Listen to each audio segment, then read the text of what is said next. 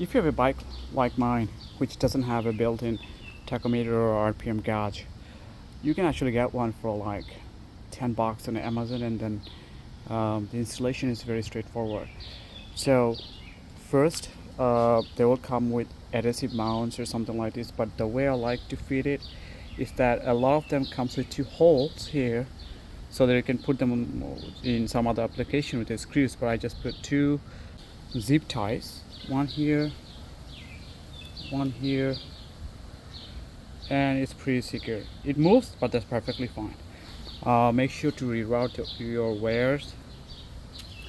Like, I kind of reroute here with all the other harness, make sure they're not binding in here, and then you see the wires coming, and the instruction says that you need to wrap it up in the ignition coil.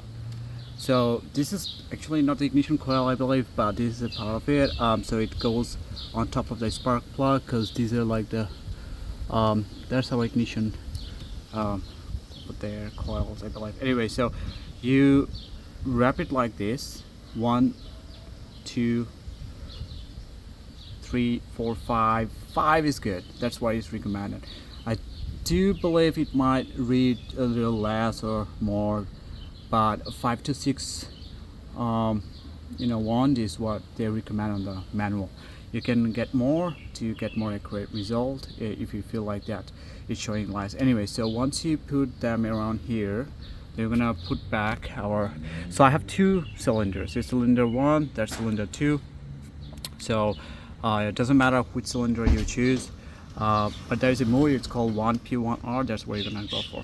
We have to make sure this wire doesn't like hang it like this, so we're gonna tie them up, neatly, and tuck them somewhere here so that they don't come in contact with the engine, because it's hot and this insulation is gonna melt and it's gonna be a mess.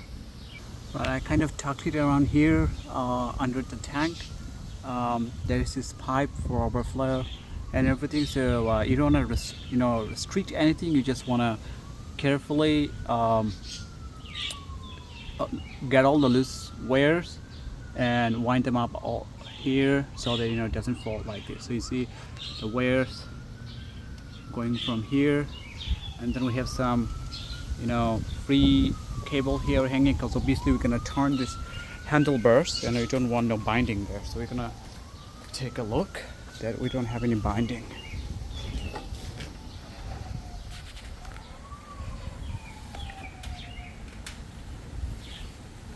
Now it looks okay. All right, now we're gonna start the bike and see how it reads. Yes, as you can see, it's working perfectly. Guys, the refresh rate for this RPM gauge is 0.5 or half second, so it's just a little slow to show you the real-time RPM. Hope you enjoyed the video, guys, and found it helpful. Thank you so much. Please subscribe and share the video if you found it helpful. Thank you.